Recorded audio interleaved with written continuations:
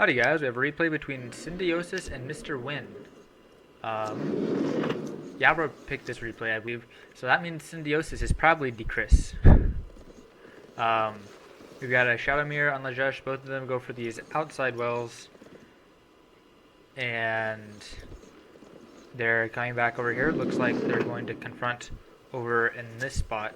I don't know why, but I noticed that it usually happens this way. Whenever I'm on the bottom, I like defend, but whenever I'm on the top, I usually go aggressive. I don't really know why, but it seems like people generally like to meet up and attack right here as opposed to over here.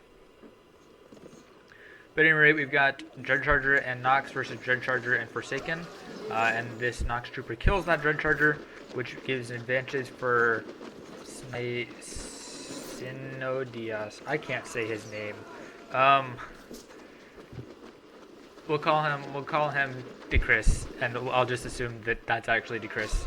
We've got a second well from both players here, and more Forsaken from MrNguyen.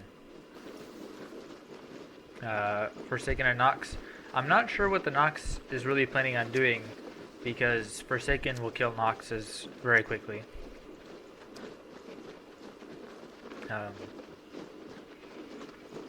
Here comes the Dread Charger. Looks like he's at least trying to threaten a Nasty. He'll probably do it, actually. Yeah, there comes the Nasty. Good Nasty. We've killed two squads of Forsaken, and this Nox Trooper will probably die. If they don't kill the Nox Trooper, then the Nasty was actually not worth it, because Nasty is 110 power, and the two Forsaken were only 100 power. This Nox is going to get a charge shot off on this Dread Charger, but he'll live if the Forsaken don't hit him, so he lives. So that was, what, 25 power used to make the Dread Charger run away. This Nox over here is going to die to the Forsaken, and then I would not be surprised to see Decris take a well here. He's at least somewhat of an advantage, especially since this Dread Charger over here is taking the time to heal up. But Decris is a safer player than I am, it seems. He doesn't want to take... Okay, no, he takes the well. Never mind. And then he spawns this Dread Charger. Looks like he's going to run these guys up from behind. So there's no thoughts of getting this wall up. This Dread Charger comes over. It looked like he wanted to get a suck off on the Forsaken, but was not quite in time. And this Dread Charger might make it out alive. It's going to be really close. Oh, nope, he's not. Oh, almost. We've got a second well. And in response, Decris is going with, looks like 2 face towers, instead of taking the well for himself. They're pretty equal on power. Or actually, yes, 2 face towers. And we've got this Dread Charger. Looks like he wants to come and take this wall. That's a really cheap move. Oh, there comes the wall. And spawning Forsaken. And meanwhile, MrNguyen is going aggressive, which is pretty much his only option. Although he's going aggressive into base towers, which is probably not the best time to go aggressive.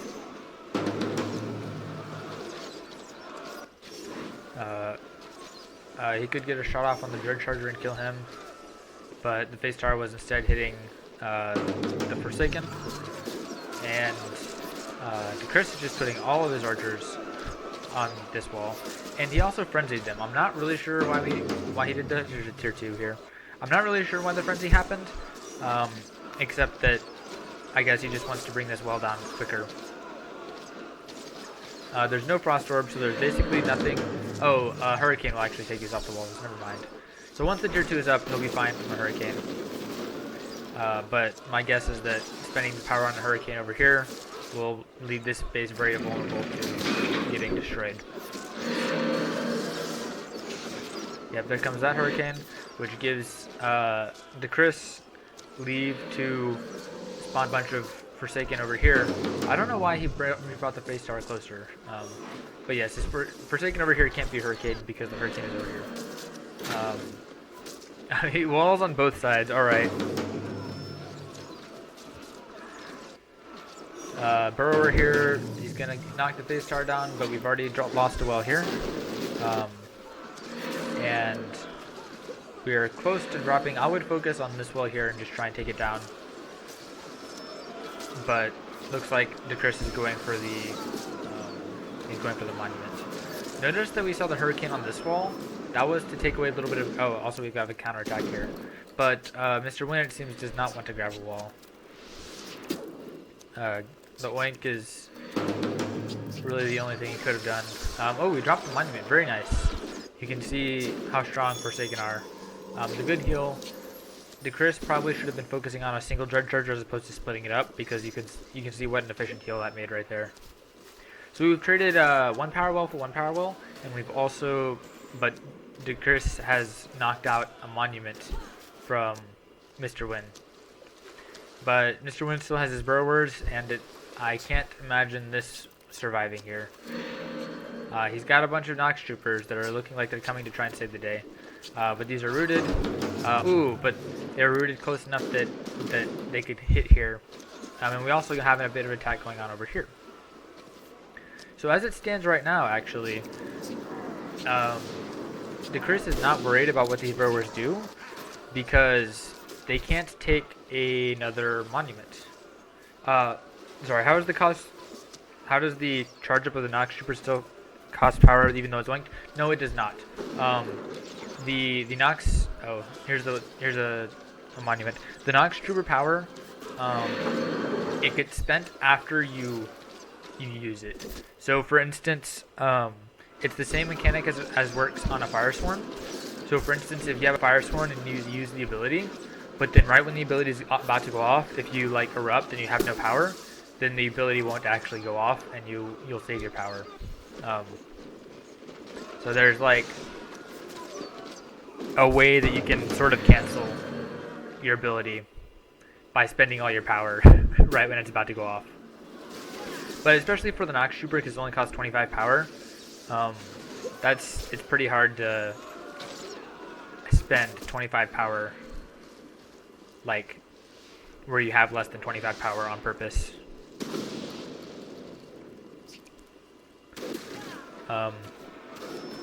People are asking VODs. What are VODs? I don't know. I hope you're not asking me. Kiwi says VODs are violent orange dogs. I suspect that's not quite right. I'm also getting the feeling that I am multitasking very poorly as I try to read the chat and commentate. I can only look at one screen at once, and I'm feeling slightly overwhelmed. This is so much easier with another person. So yeah, micro from both sides. Also, these are totally cleared out, so I would not be surprised to see Decris break these walls. On the one hand, they're binding probably 100 power, but it's at 25 and 25. Yeah, so they're binding 50 power, but they're binding 50 power, but they're also preventing MrNguyen from taking this area again. Thank you, Kiwi. I'm glad that you guys enjoy my commentating. And Jopu, yes, we might be talking about Hearthstone.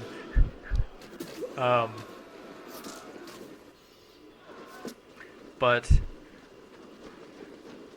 I don't know. I might reach that point where I just like am so overwhelmed at trying to multitask that I just start talking about random things. You know, it might happen. I think I'm very out of practice with commentating a match all by myself. Because I'm used to this is like one lone Forsaken, probably just to keep ground presence. People want to talk about me instead of Japu if I wish. I don't know what that means. Meanwhile, we've got MrNguyen coming very hard to try and attack here. I think a Nasty would probably take it. Actually, no, it's nature, so the Nasty would not be good.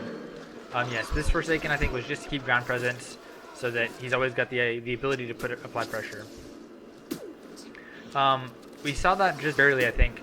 The Monument attack woke up some of these winked units. Oh, is this a Shadow Nature Mirror? Yes, this is a Shadow Nature Mirror. That's so fun. People gotta pick out important things from chat. I know, I'm sorry. I'm sorry. I am... Oh, so take nothing? Okay. Yes, I'm sorry. I find it actually a little bit difficult to read the chat while I'm monitoring the game, because usually I like just become quiet while Yabro rants about something, and then I can read the chat, which is pretty easy because Yabro tends to just, you know, keep talking and going, and then I can just like zone out and kind of ignore what he's saying and, you know, pay attention to what's going on in the chat and figure out what I want to say. I'm kidding, but partially. So this well almost drops, it gets healed. Looks like MrNguyen has plenty of power, or had plenty of power. There's an interesting amount of power flowing between both players. Even though they both only have 2 wells, they are very high up on Void.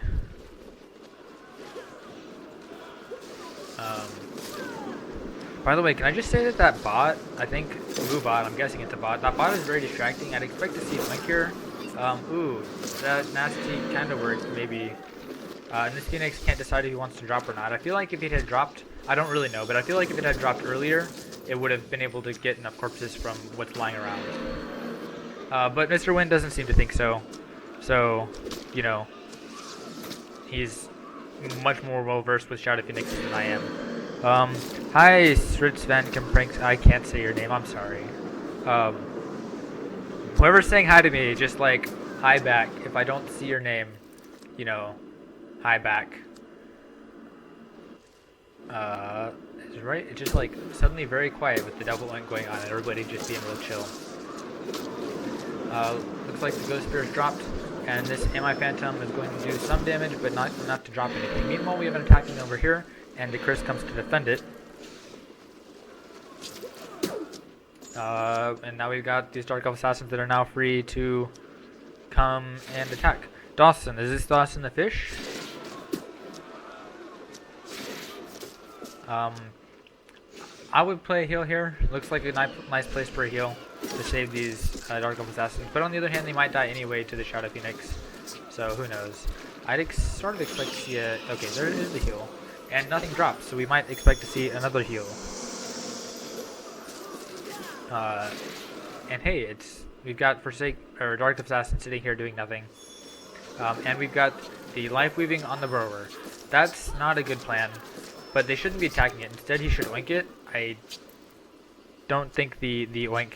Chaos casting. Yes, I'm sorry. There's very chaotic. But yes, you should oink it, because as I've said many times, when you attack the unit, the reflected damage is going to do a lot of damage to the well. And this well might drop, actually. Meanwhile, we've got a little bit of an attack going on over here. Or sorry, this monument. Ooh, just barely. That was like 5 health away. If he had hurricaned, this would have dropped. That's cool. This attack here has... Well, I was gonna say it had come into something more dangerous, but not really. More oinks. You can see that Shadow and Nature both have a couple very strong cards. It's like Dark Elf Assassins, and Nightcrawlers and Burrowers, and then, you know, Nature CC spells. That's basically how to play Shadow Nature, I think. We've got some Dark Elves killing each other over here. It doesn't really matter who the victor is because the other one will be stuck in place. And we also have a small attack going on over here. But again, most of these attacks are not really accomplishing a whole lot. I think they're mostly just putting pressure. It could be that both of the players are afraid of the other player's tier 3.